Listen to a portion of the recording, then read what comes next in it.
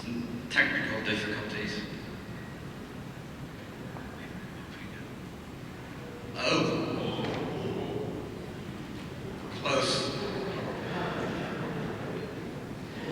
What? I think it was a soccer ball that did it. One last contender from the land of the rising sun, Dr. Iwashita from Japan.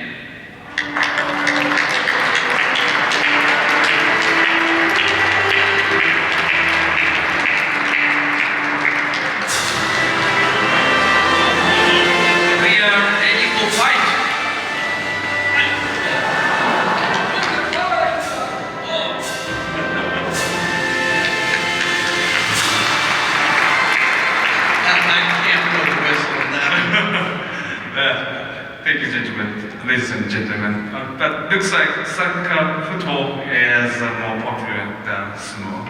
So I want to have gastric bypass surgery before coming back to Japan, and I want to come back here as a soccer player next year.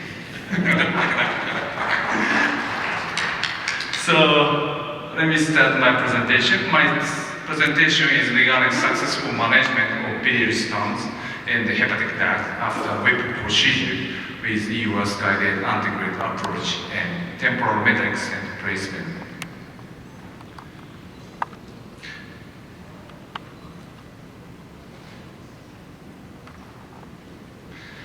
This is 78 years old female with history of distal gastrectomy for gastric cancer with biliary stool reconstruction in 05 and Whipple procedure for lymph node recurrence in 2011. Had recurrent cholangitis. The patient had CAT scan and MRI which revealed multiple stones in the hepatic duct. The patient was then referred to us for treatment of the biliary stones. ELC using PCF was initially attempted, but the scope could not reach the biliary orifice because of complicated surgically altered anatomy. We then decided to perform EUS-guided antegrade treatment. The left intrahepatic bile duct was punctured 19-gauge FNA needle.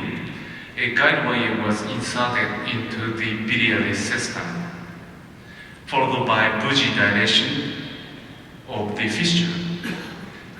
Additional cholangiogram showed multiple stones in the biliary system. A balloon dilation of the anastomosis using 10mm balloon was performed with some waste. Additional balloon dilation using 12mm balloon was performed with failure in full expansion. Multiple balloon sweeps were performed to push biliary stones out into the intestine through the anastomosis.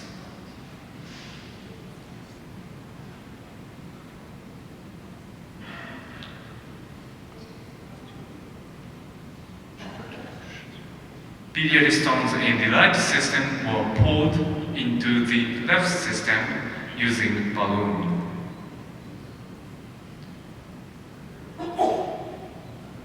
Again, multiple balloon sweeps were performed to push biliary stones in the left system out into the intestine through the anastomosis.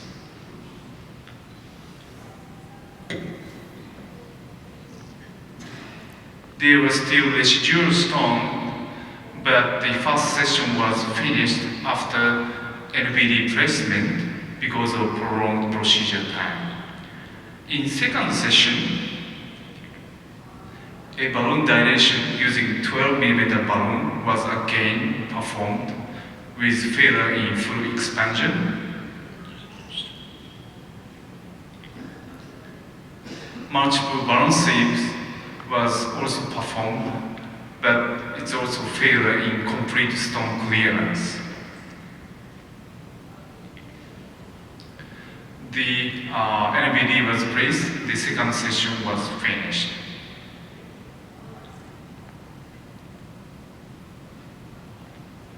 After second session, we realized a couple of things. it is difficult to dilate the video-enteric anastomosis more than 8 mm safely. There are still residual biliary stones which are measured around 8 mm. It is difficult to push 8 mm biliary stones out into intestine without further dilation of the anastomosis. We then decided to put metallic stent at the fistula. A fully covered metallic stent, 10 mm by 8 cm, was deployed at the fistula.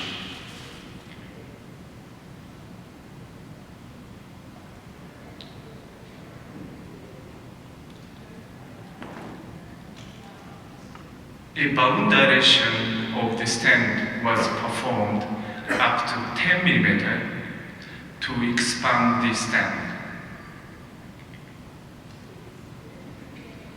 A basket was inserted into the biliary system through the stent, and biliary stones were completely removed through the stent with basket. NBD was placed, then the third session was finished. 2 days later, the stent deployment, we removed the stent. The proximal end of the stent was grasped using lactus forceps and removed over the guide wire and NBD. Then the location of NBD was adjusted after stent removal. Then the fourth session was finished. In last session, after confirmation of complete stone clearance on cardiogram, the NBD was removed. In summary, we successfully treated biliary stones in the hepatic duct with EUS undergraduate treatment in the patient with surgically altered anatomy. Temporal placement of fully covered self-expandable metallic stent might be a treatment option to manage difficult biliary stones. There is not enough evidence of EUS undergraduate treatment. Further evaluation is needed to confirm its efficacy and safety. Thank you for your attention.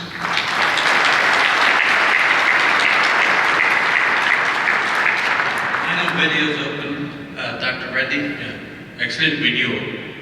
The two issues. One is that you put a fully covered stent. When you worry that it will cover the segments and produce cholangitis because the smaller segments won't drain totally because of this overend. The second, is it easier to do this percutaneously because number of sessions you have to do, it's very expensive to do this way. Isn't it much easier? In a percutaneous, you just go in once, dilate the tract and then you finish the whole job. Right. Now we have a study protocol. Then we decided to perform EUS undergraduate treatment. But we didn't expect dilation of anastomosis was so difficult. So then we preferred EUS undergraduate treatment than PDB approach.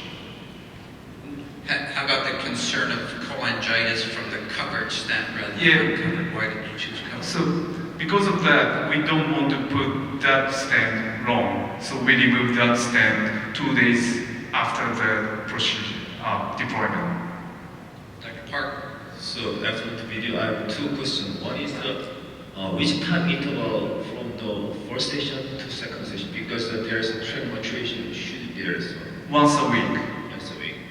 And another is your first session looks like a very aggressive procedure. It's too many stone removal trial. So and then you put some nasocystic drainage tube. Is the should be. And your follow-up video showed us more larger nasocystic tube. Is there any reason for your change of the more larger or the nasocystic drainage tubes? Looks like the first is 5 French and the second was 7 French. No, we use only 6 French.